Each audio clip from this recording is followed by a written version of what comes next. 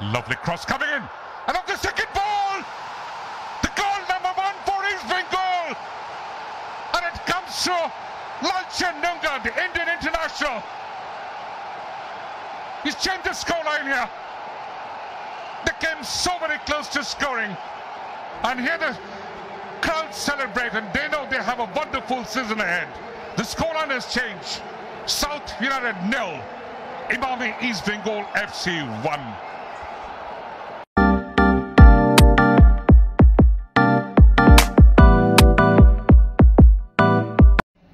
নমস্কার, সকলের সাথে সমাজের মাঝে অক্ষয় প্রতুল অকপট আছে। আবার একটা জন্মদিন। আমি যেটা বলতে চাইছি, ভারতীয় ফুটবলের অন্যতম বিখ্যাত ক্লাব ইস্ট বেঙ্গলের জন্মদিন আজ 1 আগস্ট। 1920 সাল থেকে পথ চলা শুরু। এই ইস্ট বেঙ্গল ক্লাব তার অনেক গৌরব আছে এবং একমাত্র ভারতীয় ক্লাব ফুটবল আন্তর্জাতিক মহলে সবচেয়ে বেশি সাফল্য ইস্ট বেঙ্গলেরই। এশিয়ান কাপ জয় বলুন বা আন্তর্জাতিক বিভিন্ন ক্লাবের সাথে খেলাতেই বলুন, সেই ইস্ট বেঙ্গল ক্লাবের আজকে 2025 সালের 1 আগস্ট জন্মদিন। 105 বছর পূর্ণ করল ইস্ট বেঙ্গল। জন্মলগ্ন থেকেই ইস্ট বেঙ্গল ক্লাব নীতির জন্য লড়াই করে এসেছে। তার সংক্ষিপ্ত পরিসরে কয়েকটা ঘটনার উল্লেখ করা যেতে পারে।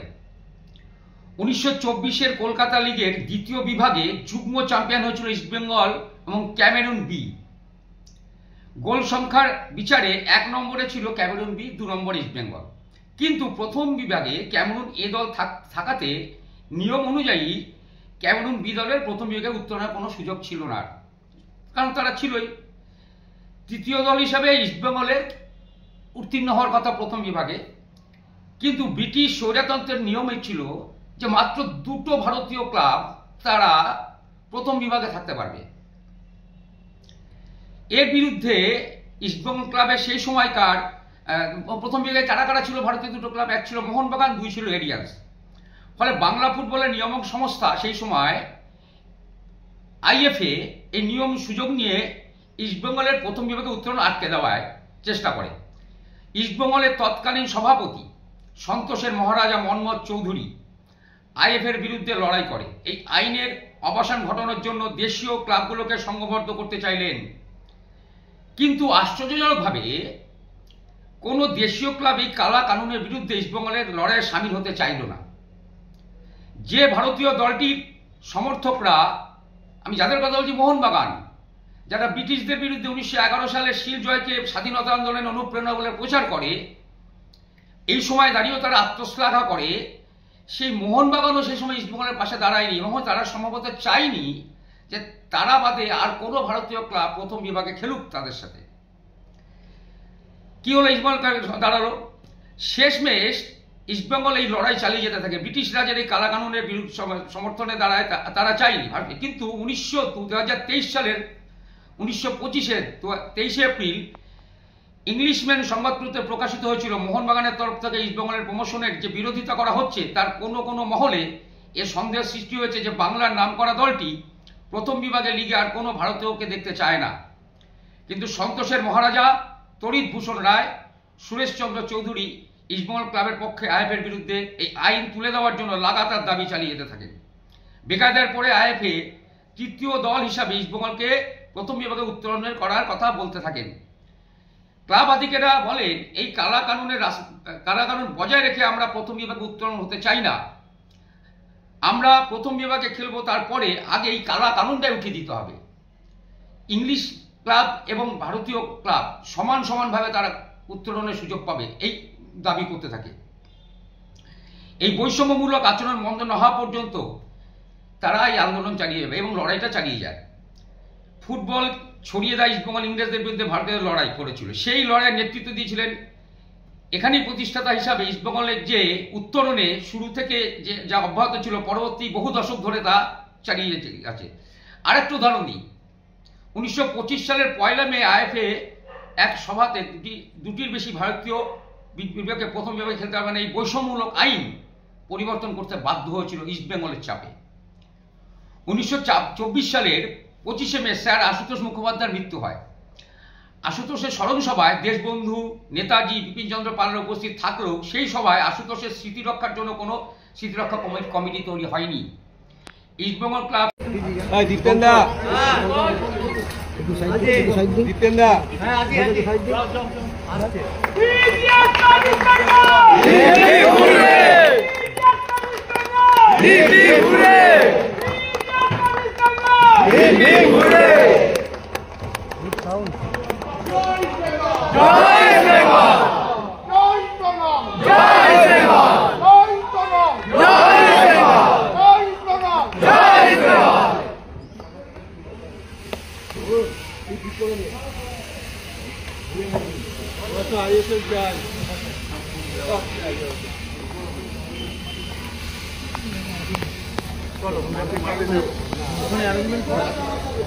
মাঠে আছে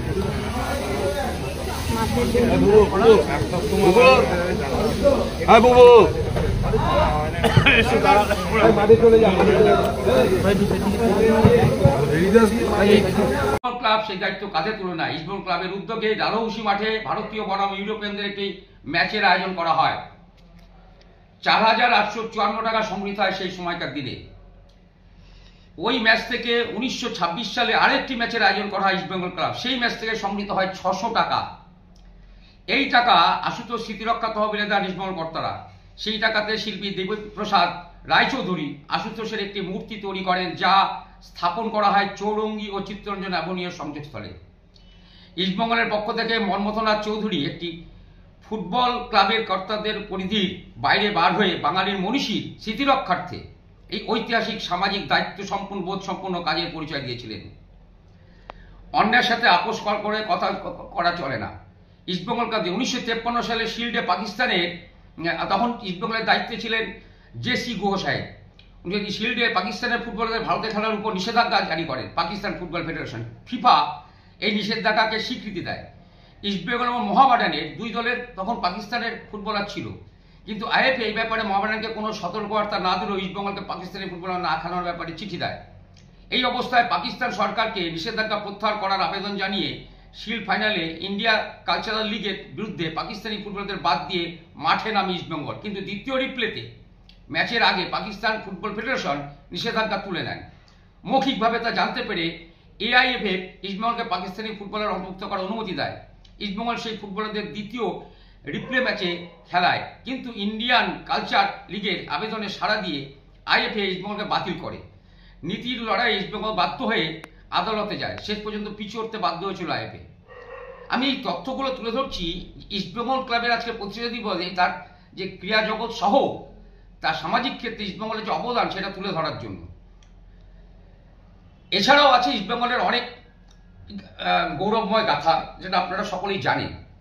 আজকের দিনে দাঁড়িয়ে ইস্টবেঙ্গল সারা ক্রীড়াক্ষেত্রে ক্রীড়া সাংবাদিক, কোচ, যেমন গতবার বাংলা দীর্ঘদিন পরে বাংলার সন্তুষ্ট কোচ সঞ্জয় সেনকেও আজকে সম্মানিত করেছে। যা এমনকি অনেক খেলোয়াড় আছে যাদের জীবনে ইস্টবেঙ্গলে খেলেনি, কিন্তু তারা দেশের হয়ে গৌরবময়, তাদেরকেও ইস্টবেঙ্গল সম্বর্ধিত করে বা সম্মান দেয়। আমি আজ বর্তমান সময়ে ইস্টবেঙ্গলের ক্রীড়াধারায় বর্তমান ক্লাবের কর্তৃপক্ষের জন্যই বলুন, যে কোনো কারণে ইস্টবেঙ্গলের আইএসএল বলুন বা প্রধান ক্ষেত্রে ইস্টবেঙ্গল একটু পিছিয়ে পড়েছে। কিন্তু আজকে জন্মদিনে দাঁড়িয়ে অন্তত এটুকু চাইবো যে আগামী দিনে ভারতীয় ফুটবলে আবার ইস্টবেঙ্গল তাদের পুরনো গৌরব ফিরে পাক। সেইভাবেই যেন এই, কারণ আমাদের ভারতের ফুটবল মক্কা ছিল বাংলা কলকাতা, মোহনবাগান ইস্টবেঙ্গল লড়াই, ঘটি বাঙালের লড়াই, বহু মানুষের ত্যাগের ফলে ইস্টবেঙ্গলের একটা প্রাণোজ্জ্বল ফুটবল বা প্রাণোজ্জ্বল ক্রীড়াক্ষেত্রে তাদের অবদান ভারতীয় ফুটবলকে সমৃদ্ধ করেছে। তাই আজকে জন্মদিনে দাঁড়িয়ে ইস্টবেঙ্গল ক্লাব আজকের দিনে দাঁড়িয়ে কিছু তথ্য আপনার সামনে তুলে ধরলাম, এবং ইস্টবেঙ্গল ক্লাবের আগামী ভবিষ্যৎ ভালো হোক এই কামনা করে আমার বক্তব্য বা আমাদের প্রতিবেদন শেষ করছি। নমস্কার। সকলের সাথে সমাজের মাঝে অক্ষয় প্রতুল অকপট আছে। সুরেশচন্দ্র চৌধুরী, শৈলেশ বসু ও নশা সেন, এই তিন পূর্বপুরুষের হাত ধরে পূর্ববঙ্গীয় আবেগের স্ফুলিঙ্গ থেকে জন্ম নিল ইস্ট বেঙ্গল ক্লাব। সেই দিন থেকেই ক্লাবের প্রতীক হয়ে গেল চলন্ত মশাল। 1975-এ ঐতিহাসিক 5 গোলের ম্যাচ, চির প্রতিদ্বন্দ্বী মোহনবাগান 5-0 গোলে বিধ্বস্ত, ছারখার নতজানু। আর কোন ক্লাবের 2টো আন্তর্জাতিক টুর্নামেন্ট জেতার নজির নেই। তার মধ্যে সেরা আসিয়ান জয়, প্রথম ভারতীয় দল হিসেবে সরকারিভাবে স্বীকৃত কোনো আন্তর্জাতিক টুর্নামেন্ট জয়। 26 জুলাই 2003 চীনের অলিম্পিক দলকে হারানোর পর ইউরোপ সফরে বেরোয় ইস্টবেঙ্গল। অস্ট্রিয়ার জাতীয় দল, সুইডেনের গোটেবার্গকে হারানো কিংবা মস্কোয় টর্পেডো ডায়নামোর সঙ্গে 3-3 গোলে ম্যাচ ড্র। খালি পায়ে একটা ভারতীয় ক্লাবের এই লড়াই দেখে বিস্মিত হয়ে গিয়েছিল গোটা ইউরোপ। বিদেশি ক্লাবের বিরুদ্ধে জয়যাত্রার সেই শুরু। পরবর্তীকালে পাস ক্লাব, পিয়ংইয়ং, ডক্রো গ্যাং, পেনারল, আল জাওরা যেন সাফল্যের এক একটা জীবন্ত দলিল।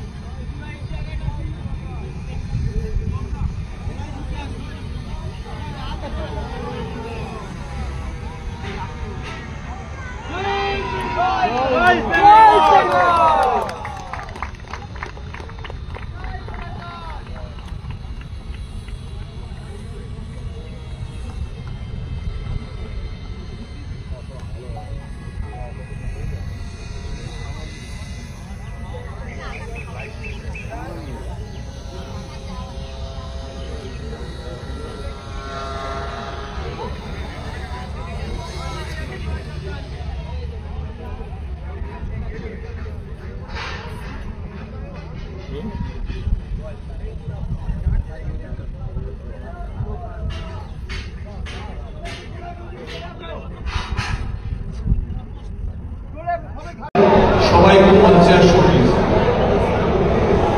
আমরা পরে বিভিন্ন অনুষ্ঠানে আবার তাদের থেকে সুন্দর এই মুহূর্তে মঞ্চে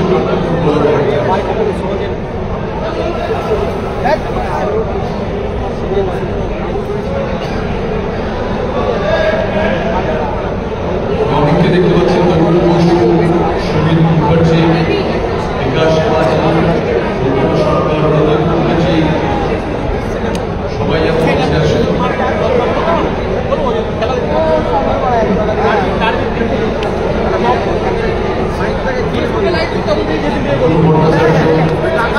ভট্টাচার্য সবাই যেন মঞ্চে আসে, একটা বিরোধ সঙ্গীত শ্যাম থাপার সুন্দরভাবে আছে পরে অবশ্যই এটা একটা পরিবেশের সমস্ত মামলা বলার জন্য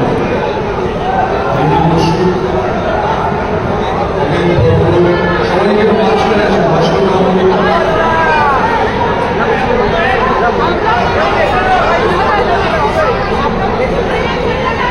ফটোগ্রাফার এবং টেলিভিশন চ্যানেলের দুর্লভ ছবি আজকে যত এলাকায় এসেছেন সবাই আছে আমাদের সঙ্গে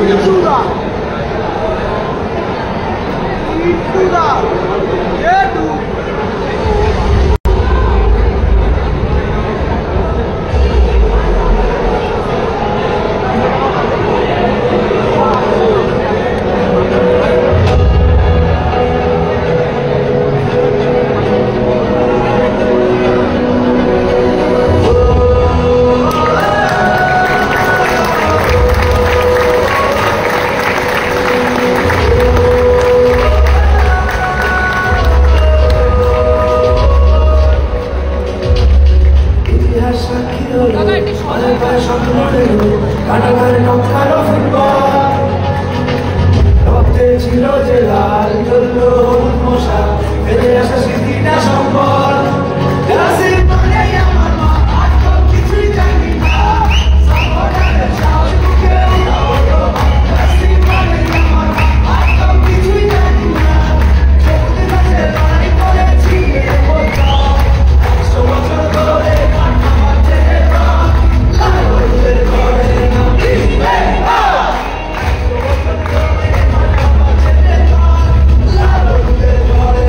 Hey!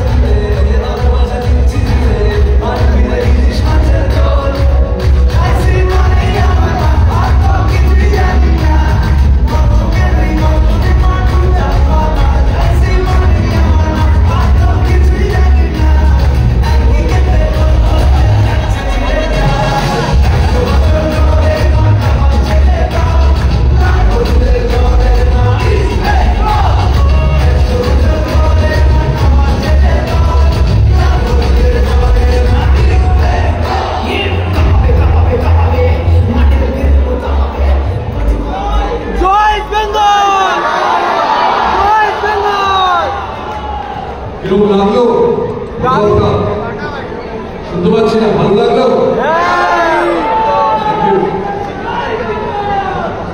সৌজন্যে অমৃত শাড়ি মহল, চাকদহ টাউন প্ল্যাটফর্ম রেল কেবিনের পাশে।